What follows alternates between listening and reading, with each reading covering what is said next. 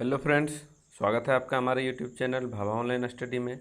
आज हम लोग भारतीय राष्ट्रीय स्वतंत्रता आंदोलन से संबंधित 50 प्रश्न देखेंगे जो कि एग्ज़ाम की दृष्टि से बहुत महत्वपूर्ण है।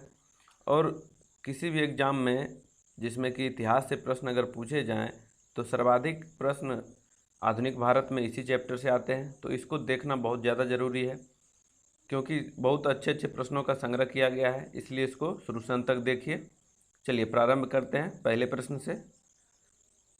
पहला है, वह कौन सा प्रथम भारतीय था जो ब्रिटिश संसद के लिए निर्वाचित हुआ?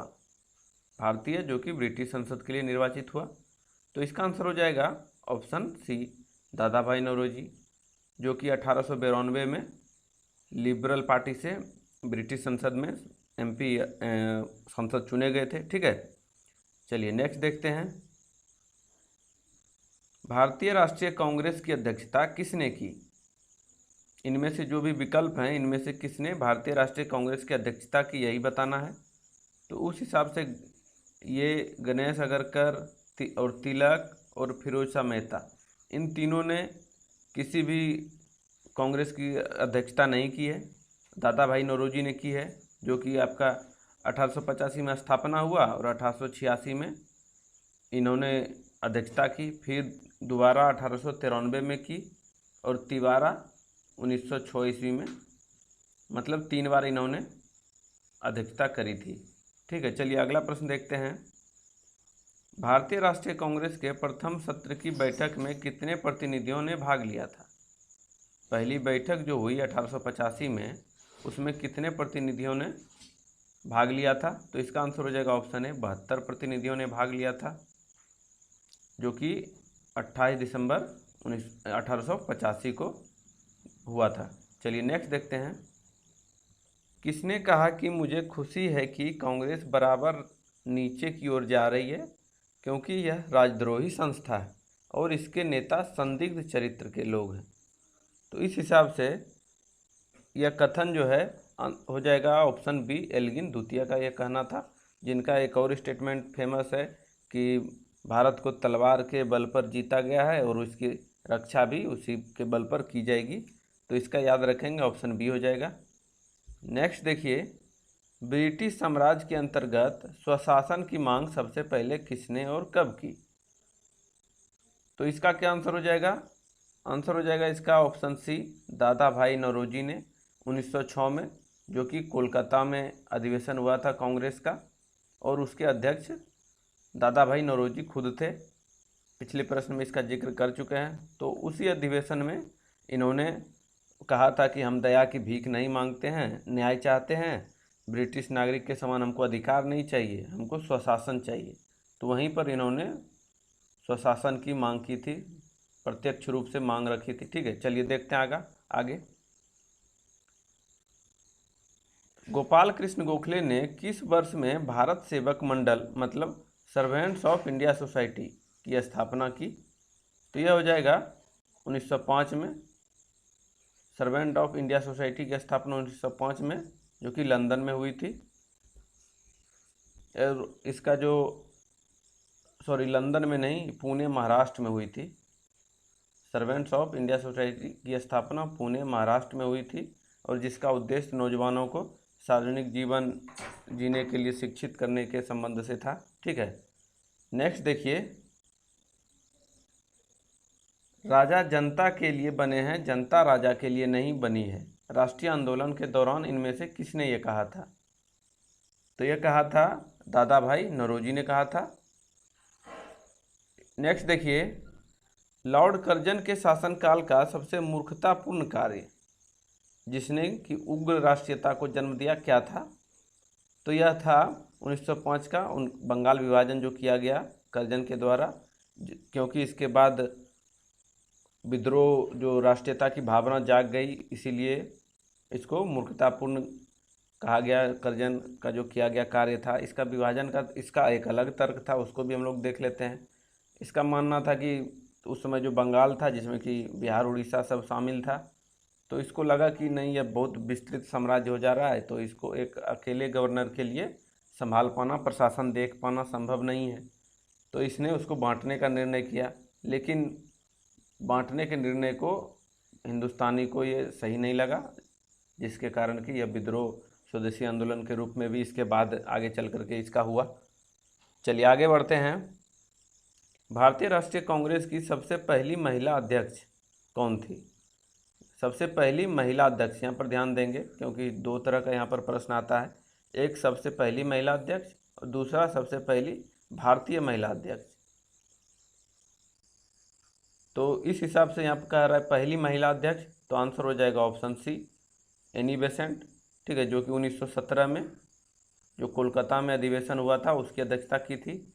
और अगर पूछे कि पहली भारतीय महिला अध्यक्ष, तो उस हिसाब से ऑप्शन ए हो जाएगा सरोजिनी नायडू, जो कि 1925 में इन्होंने अध्यक्षता की थी। नेक्स्ट देखिए, निम्नलिखित में से किसने गाड़ी पर यह मानकर बम फेंका था कि उसमें मुजफ्फरपुर के न्यायाधीश बैठे? तो इसका आंसर हो जाएगा ऑप्शन सी, खुदीराम बोस और प्रफुल्ल चाकी, ठीक है। तो इन्होंने जो बम फेंका था वो एक किंग्सफोर्ड नाम के कलकत्ता के जो न्यायाधीश थे, प्रेसिडेंसी मजिस्ट्रेट थे वैसे, तो वो बहुत क्रूर थे, उन्होंने बहुत को सजा दिया था स्वतंत्रता सेनानी को, तो ये टारगेट में पहले से ही थे। तो इनका ट्रांसफ़र वहाँ के विद्रोह होने के कारण या डर से उसको यहाँ कर दिया, मुजफ्फरपुर, बिहार के मुजफ्फरपुर में ट्रांसफ़र कर दिया। और ये खुदीराम बोस और प्रफुल्ल चाकी उसकी हत्या के उद्देश्य से ही वो भी मुजफ्फरपुर पहुँचे और एक गाड़ी पर उन्होंने बम फेंका या सोचकर कि उसमें न्यायाधीश होंगे, लेकिन उसमें 2 अंग्रेज महिला थी जिसकी मौत हो गई थी। और उसके बाद इन दोनों को फांसी भी, खुदीराम बोस को 1908 में ही फांसी दे दी गई और प्रफुल्ल चाकी ने ये खुद अपनी गोली से मरे थे। नेक्स्ट देखिए, भारत में गरम दलिया आंदोलन का पिता किसे कहा जाता है? गरम दलिया आंदोलन का पिता, तो इसका आंसर हो जाएगा ऑप्शन डी, बाल गंगाधर तिलक हो जाएगा, क्योंकि ये गरम दल के मुख्य नेता थे। और मुख्य नेता में से लाल बाल पाल हम लोग जानते हैं, लाल बाल पाल, जिसमें कि लाला लाजपत राय, बाल गंगाधर तिलक और बिपिन चंद्र पाल, तीनों ये प्रमुख थे इनमें से। अगला है, बाल गंगाधर तिलक द्वारा शुरू की गई साप्ताहिक पत्रिका कौन थी? तिलक द्वारा पूछ रहा है तो उस हिसाब से हम लोग आंसर करेंगे। तो इसका आंसर हो जाएगा ऑप्शन बी, केसरी। केसरी जो कि मराठी भाषा का था, ठीक है। और इन्होंने एक द मराठा जो बनाया था साप्ताहिक पत्र, द मराठा, ये इंग्लिश में था और केसरी जो है वो मराठी भाषा में था, ठीक है। इसको कन्फ्यूजन नहीं होगा, इसको याद रखिए। नेक्स्ट देखिए, भारतीय राष्ट्रीय कांग्रेस का प्रथम विभाजन कब हुआ था? कांग्रेस का विभाजन हुआ था, हम लोग पढ़ चुके हैं।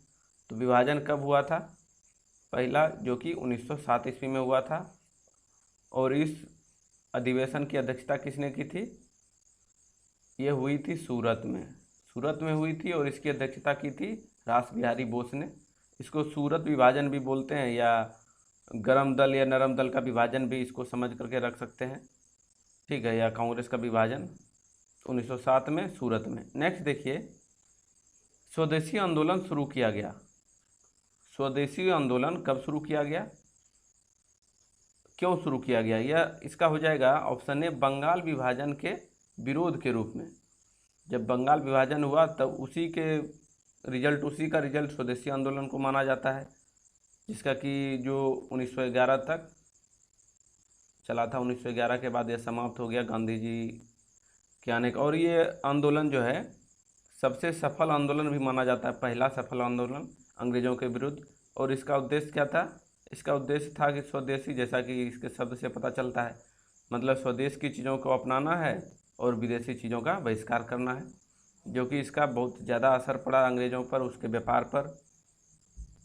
नेक्स्ट है, कांग्रेस लीग समझौता 1916 का दूरगामी परिणाम। कांग्रेस का जो समझौता हुआ था उसका दूरगामी परिणाम क्या हुआ? उसका परिणाम हो गया भारत का विभाजन और विभाजन होकर के पाकिस्तान का निर्माण। तो इस 1916 समझौता को हम लोग लखनऊ समझौता भी जानते हैं, क्योंकि लखनऊ में ही यह अधिवेशन हुआ था। तो इसका जो कारण था, इसमें समझौता में तो कर दिया गया कि, लेकिन कि इस समझौता में कांग्रेस द्वारा एक्सेप्ट कर लिया गया कि मुसलमानों के लिए पृथक निर्वाचन की मांग स्वीकार कर लिए और मुस्लिम लीग का जो था उसका अस्तित्व बना रह गया इसके कारण से, क्योंकि उसको अलग मिल गया जगह। उसके बाद आगे चल कर के यही मुस्लिम लीग आगे चल के पाकिस्तान की मांग करता है और भारत का विभाजन हो जाता है। अगला है, किसने भारतीय राष्ट्रीय कांग्रेस के विरुद्ध अनुनय विनय और विरोध की राजनीति का दोष लगाया था? तो यह लगाया था तिलक ने।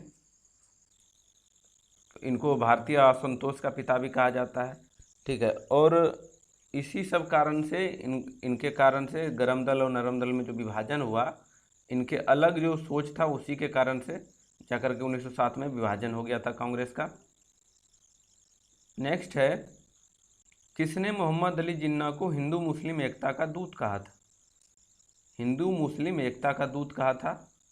उसका कारण यह था कि यह जो थे बहुत उदारवादी टाइप के थे और हिंदू मुस्लिम एकता के पक्षधर थे। इन्होंने गोखले वगैरह को सपोर्ट किया था या उनको फॉलो किया था। तो उस हिसाब से हो जाएगा इसका आंसर सरोजनी नायडू। सरोजनी नायडू ने इनको उनके व्यवहार के हिसाब से, उनके जो विचार थे उसके हिसाब से इनको हिंदू मुस्लिम एकता का दूत कहा था। नेक्स्ट है, मिलान करना है। एक तरफ पत्रिका है, समाचार पत्र या पत्रिका है, और दूसरे तरफ उनसे संबंधित व्यक्ति हैं जो उनकी स्थापना करते हैं। तो पहला है श्याम जी कृष्ण वर्मा। तो श्याम जी कृष्ण वर्मा हो जाएगा, ये हो जाएगा इंडियन सोशलॉजिस्ट। ऑप्शन इसका 2 हो जाएगा। फिर है भिखाजी कामा। भिखाजी कामा हो जाएगा द तलवार से संबंधित है। 3 हो जाएगा Annie Besant, Commonwealth new India आप जानते हैं, इसका 4 हो जाएगा। अरविंद घोष जो कि वंदे मातरम के संपादक थे, इसका हो जाएगा 1। तो 2, 3, 4, 1 ऑप्शन बी में दिया हुआ है। नेक्स्ट देखिए, सूरत की फूट के बाद, हम लोग पीछे बात कर चुके हैं सूरत की फूट वही 1907 के बाद कांग्रेस किसके हाथों में चली गई? तो कांग्रेस जो गरम दल और नरम दल में जो 2 विभाजन हुआ, तो उसके बाद नरम दल के हाथ में चली गई। कांग्रेस की बागडोर जो है नरम दल के हाथ में चली गई और गरम दल वाला अलग तरह से इसका विरोध करने लगा। लेकिन जाकर के फिर 1916 में इसको दोनों को मिलाने का प्रयास किया गया और सफल भी रहा। लेकिन 7 से लेकर के 16 तक दोनों अलग रहे और कांग्रेस में जो बोलबाला रहा वो नरम दल का बोलबाला रहा। नेक्स्ट है, राजनीतिक स्वतंत्रता राष्ट्र की प्राणवायु है। यह कथन किसका है? तो यह कथन है जो स्टेटमेंट दिया हुआ है, यह अरविंद घोष ने ऐसा कहा था। नेक्स्ट है, निम्न में से किसका योगदान होम रूल लीग की स्थापना में नहीं था? होम रूल लीग की जो स्थापना हुई थी उसमें से किनका योगदान नहीं था? तो बाल गंगाधर तिलक। पहले आप तो जानते होंगे कि होम रूल लीग 2 तरह से अलग अलग स्थापना किया गया था। एक स्थापना किया गया था बाल गंगाधर तिलक द्वारा, यह अप्रैल में किया गया था, अप्रैल 1916 में। और दूसरा जो था, दूसरा होम रूल लीग, वो एनी बेसेंट द्वारा किया गया था और एस सुब्रमण्यम, ये दोनों एक दूसरे से सम्मिलित थे। तो इसका किया गया था सितंबर 1916 में। तो इसमें से ऑप्शन हो जाएगा टी.एस. अलकाट, ये संबंधित नहीं थे। नेक्स्ट चलिए देखते हैं 22 नंबर का प्रश्न देखेंगे। बंगाल विभाजन पर किसने कहा कि यह एक निर्मम भूल है? यह जो बंगाल विभाजन कर्जन द्वारा कर दिया गया तो उसको एक भूल बताया, बहुत बड़ी भूल है। यह किसके द्वारा कहा गया? तो यह कहा गया गोपाल कृष्ण गोखले द्वारा। और इसमें एक और सुरेंद्र नाथ बनर्जी थे जिन्होंने यह कहा कि यह हमारे ऊपर एक वज्र की प्रहार की तरह है, और निर्मम भूल कहा गोपाल कृष्ण गोखले ने। चलिए अगला देखते हैं। निम्न में से कौन सा समाचार पत्र एनी बेसेंट द्वारा नहीं निकाला गया था?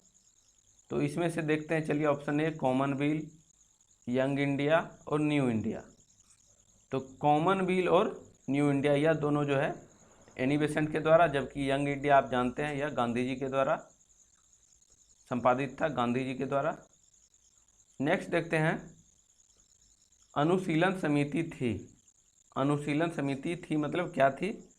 तो यह थी एक क्रांतिकारी संस्था थी जो कि बंगाल में अंग्रेज विरोध के लिए बनी थी, गुप्त संस्था थी, ठीक है। और यह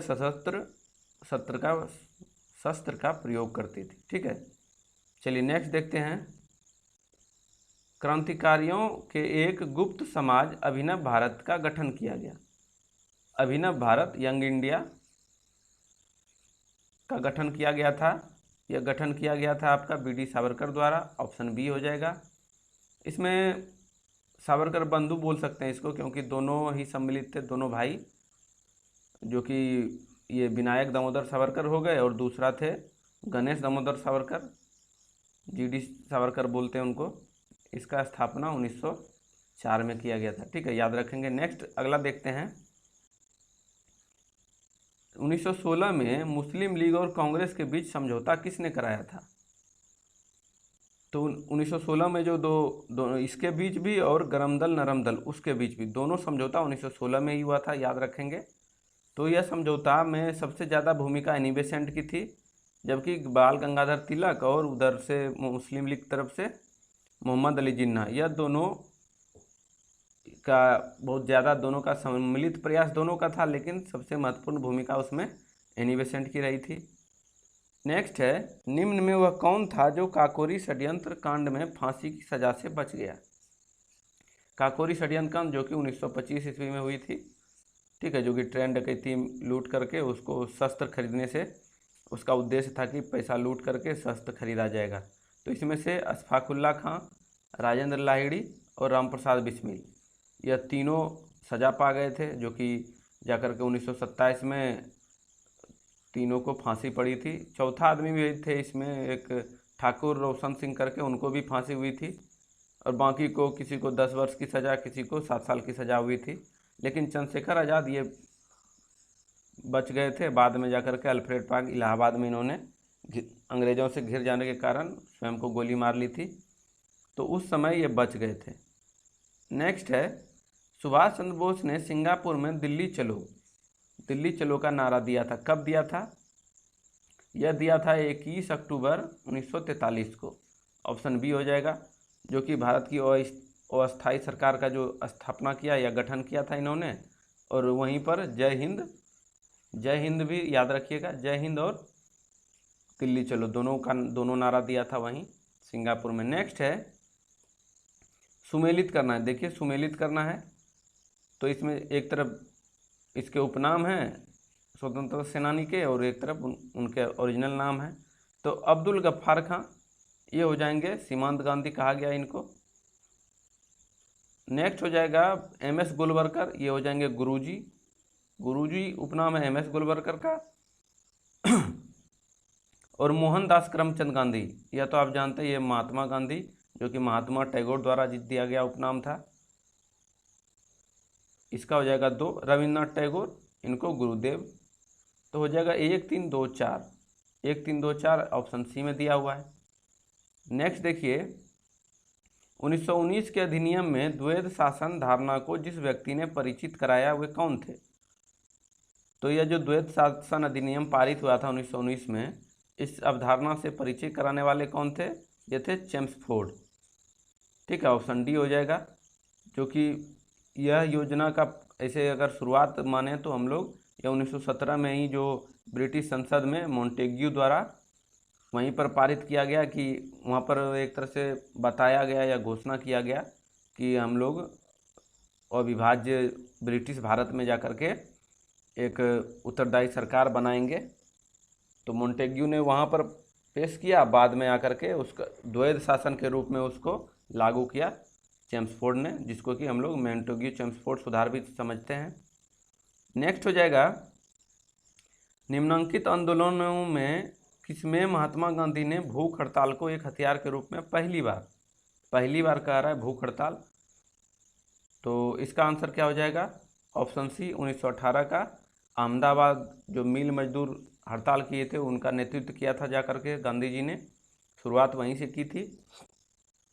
ये भूख हड़ताल की शुरुआत जो है पहली बार वहीं पर 35% बोनस की जो मांग की जा रही थी मजदूरों द्वारा, तो इस मांग को बाद में हड़ताल के बाद स्वीकार कर लिया गया और यह सफल रहा। चलिए अगला देखते हैं। भारतीय स्वतंत्रता आंदोलन के दौरान चर्चित पुस्तक इंडिया फॉर इंडियंस, भारत भारतीयों के लिए, इसका मतलब ये लेखक कौन थे? तो इसके लेखक थे Chittaranjan Das, India for Indians, जिसका प्रकाशन की 1917 में हुआ था। चलिए नेक्स्ट देखते हैं, चंपारण सत्याग्रह के दौरान महात्मा गांधी के साथ कौन शामिल थे? तो 1917 में जो चंपारण सत्याग्रह हुआ था, सत्याग्रह की शुरुआत यहीं से मानी जाती है गांधी जी की, तो उसमें से शामिल थे राजेंद्र प्रसाद और अनुग्रह नारायण सिंह। गांधी जी जो कि राजकुमार शुक्ल, आप जानते होंगे, राजकुमार शुक्ल के बुलावे पर यहाँ आए थे चंपारण, और उसमें से फिर जब आंदोलन यहाँ करके शुरू किया तो यहाँ पर राजेंद्र प्रसाद, अनुग्रह नारायण सिंह और JB कृपलानी भी थे और महादेव देसाई, ये सब मुख्य थे जो कि यहाँ आंदोलन में उस समय शामिल थे, सत्याग्रह में। चलिए अगला बढ़ते हैं आगे। किस लोकप्रिय नाम लाल कुर्ती के रूप में जाना जाता है? लाल कुर्ती के रूप में किससे जाना जाता है? तो यह जाना जाता है खुदाई खिदमतगार। खुदाई खिदमतगार जो कि एक संगठन था जिसमें कि लाल कुर्ती एक ड्रेस पहनते थे, सभी लोग लाल कुर्ती ड्रेस ही पहनते थे, इसी कारण से इसको जो है लाल कुर्ती के नाम से भी जाना जाने लगा। नेक्स्ट देखिए, वर्ष 1919 में पंजाब में हुए क्रूर अत्याचारों के विरोधास्वरूप, मतलब जालियांवाला बाग हत्याकांड के बारे में बात कर रहा है यहाँ पर, तो ब्रिटिश सरकार से प्राप्त सर की उपाधि, सर या इसको नाइटहुड भी बोलते हैं, नाइटहुड की उपाधि किसने, अब आप आंसर कर देंगे, नाइटहुड की उपाधि जो है यह रविंद्रनाथ टैगोर ने वापस कर दी थी। नेक्स्ट देखिए, ब्रिटिश सरकार ने पहली बार यह घोषणा की कि उसकी मंशा भारत में धीरे धीरे एक उत्तरदायी सरकार बनाने की है। देखिए इसका चर्चा हम लोग अभी पीछे प्रश्न में कर चुके हैं कि इसको जो है हम लोग, इसका पहले आंसर करिए, आंसर हो जाएगा ऑप्शन डी, अगस्त प्रस्ताव। इसको हम लोग मॉन्टेग्यू प्रस्ताव भी बोलते हैं या मॉन्टेग्यू घोषणा बोलते हैं, जो कि 1917 में जाकर के ब्रिटिश संसद में पेश किया गया था कि जाकर के अविभाज्य भारत में एक उत्तरदायी सरकार बनाएंगे। बाद में आकर के 1919 में मॉन्टेग्यू, और यहाँ पर मॉन्टेग्यू उसमें भारत सचिव थे और चैम्सफोर्ड जो कि वायसराय थे, तो वायसराय दोनों मिल करके आकर के मॉन्टेग्यू चैम्सफोर्ड सुधार के नाम से जो जानते हैं उससे अधिनियम 1919 में पारित किया गया था। चलिए आगे बढ़ते हैं। निम्न में कौन भारत छोड़ो आंदोलन में शामिल नहीं था? भारत छोड़ो आंदोलन जो कि 8 अगस्त 1942 को प्रारंभ हुआ था, उसमें से कौन शामिल नहीं था? तो गांधी जी शामिल थे, पटेल भी शामिल थे और नेहरू भी शामिल थे। BR अम्बेडकर ये शामिल नहीं थे। आंसर आपका ऑप्शन डी हो जाएगा। नेक्स्ट देखिए, 21 अक्टूबर 1943 को स्वतंत्र भारत की आज़ाद हिंद सरकार की घोषणा की गई थी। आज़ाद हिंद सरकार कह रहा है, तो इसकी घोषणा सिंगापुर में की गई थी, जिसमें कि उसके घोषणा के हिसाब से स्वतंत्र भारत के अंतरिम सरकार के रूप में प्रधानमंत्री का जो पद था वो सुभाष चंद्र बोस को उसको चुना गया था। ठीक है, सिंगापुर में हुआ था इसका। नेक्स्ट देखिए, किसने सुझाव दिया कि स्वतंत्रता प्राप्ति के बाद भारतीय राष्ट्रीय कांग्रेस को समाप्त कर दिया जाए? तो यह सुझाव दिया था महात्मा गांधी ने, क्योंकि गांधी जी के हिसाब से कांग्रेस की स्थापना भारत की स्वतंत्रता के लिए ही हुई थी।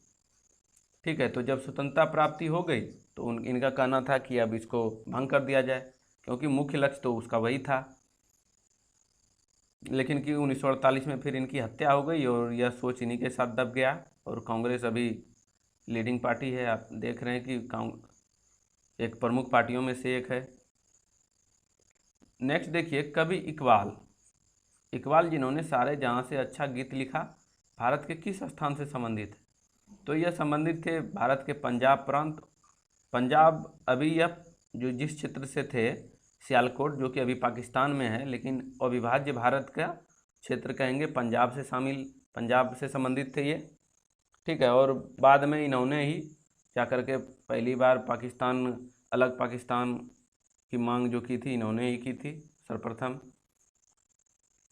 नेक्स्ट देखिए, वर्ष 1939 में कांग्रेस को छोड़ने के पश्चात सुभाष चंद्र बोस ने किस दल की स्थापना, इस्तीफा दे दिया था कांग्रेस से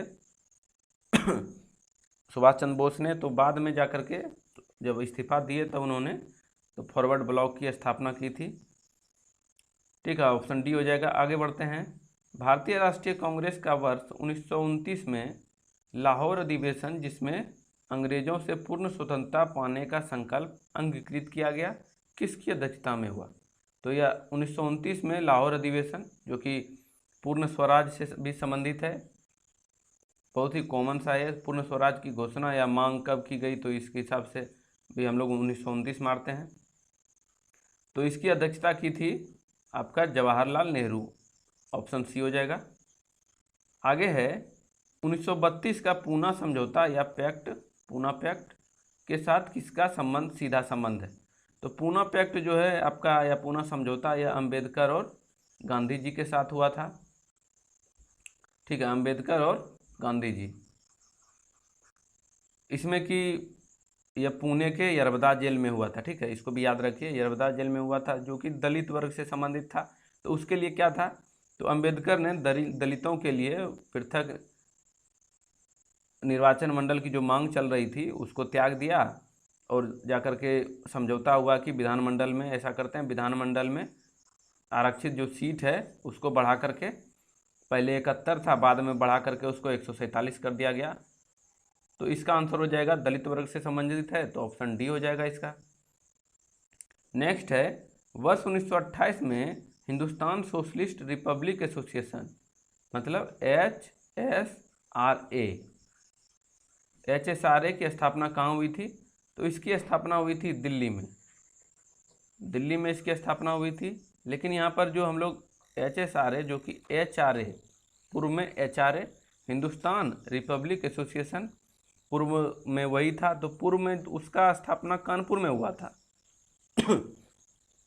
ठीक है, तो यह जो HRA था, हिंदुस्तान रिपब्लिक एसोसिएशन, इसकी स्थापना 1924 में कानपुर में हुई थी। लेकिन बाद में जाकर के दिल्ली के फिरोजशाह कोटला मैदान में भारतीय नौजवान सभा और HRA, ये दोनों मिल करके एक नाम सुझाया गया, जो कि HSRA, मतलब हिंदुस्तान सोशलिस्ट रिपब्लिकन एसोसिएशन के नाम से जाना गया। तो यह दिल्ली में हुआ था। ठीक है, दोनों में क्लियर रहिए। आगे बढ़ते हैं। व्यक्तिगत सत्याग्रह में विनोबा भावे को प्रथम सत्याग्रही चुना गया। विनोबा भावे हो गए प्रथम सत्याग्रही, और दूसरा सत्याग्रही कौन था? तो दूसरा था पंडित जवाहरलाल नेहरू, ऑप्शन बी हो जाएगा।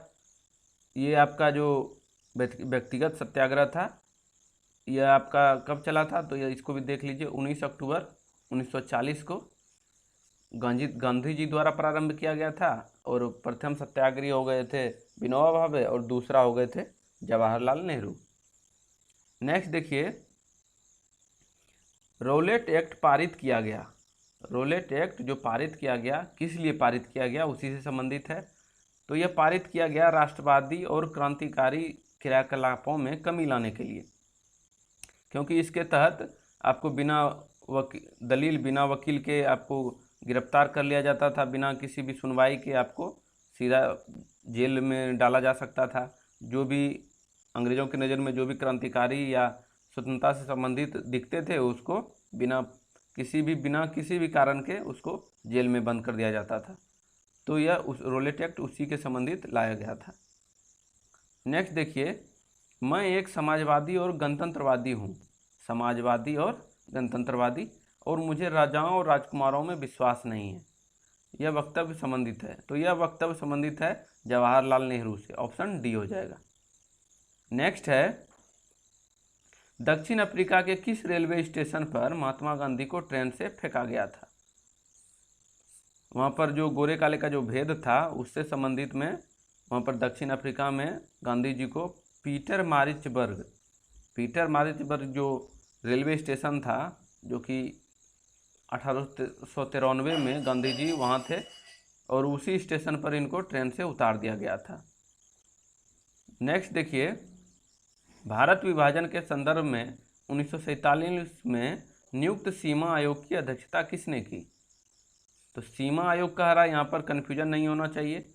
तो भारत का विभाजन जो है वह माउंटबेटन योजना के तहत हुआ था, लेकिन अगर सीमा आयोग पूछता है तो सीमा आयोग हम जानते हैं कि भारत और पाकिस्तान के बीच जो रेखा है, सीमा रेखा, वह रेड क्लिफ के नाम से जानी जाती है। तो क्यों जानी जाती है? क्योंकि यह जो रेखा का निर्धारण करने के लिए जो आयोग का गठन हुआ था, सीमा आयोग का, उसके अध्यक्ष रेड क्लिफ थे, इसीलिए इन्होंने उसका नाम रेड क्लिफ रेखा रख दिया था। ठीक है, जो कि 17 अगस्त 1947 को रेखा का जो रेखांकन किया गया था। ठीक है, चलिए अंतिम प्रश्न की ओर आते हैं। निम्नलिखित में से कौन दांडी मार्च में महात्मा गांधी के साथ था? ऑप्शन के हिसाब से देखेंगे, इसमें जो ऑप्शन बी में दिया हुआ है वेब मिलर, जो कि एक अमेरिकी पत्रकार थे। ठीक है, अमेरिकी पत्रकार थे। और दांडी मार्च में जो आपने यह पढ़ा होगा कि 78 अनुयायियों के साथ 12 मार्च 1930 को गांधी जी ने जो यात्रा प्रारंभ की थी। ठीक है, तो उसमें से 78 अनुयायियों में से एक अनुयायी की गिनती इनकी भी होती है, वेब मिलर की। ठीक है, तो इसका आंसर हो जाएगा ऑप्शन बी। चलिए दोस्तों, वीडियो पूरा देखने के लिए धन्यवाद। आप ऐसे ही अच्छे ढंग से पढ़ाई करते रहिए, हम लोग बेहतर से बेहतर मटेरियल आपको उपलब्ध कराते रहेंगे।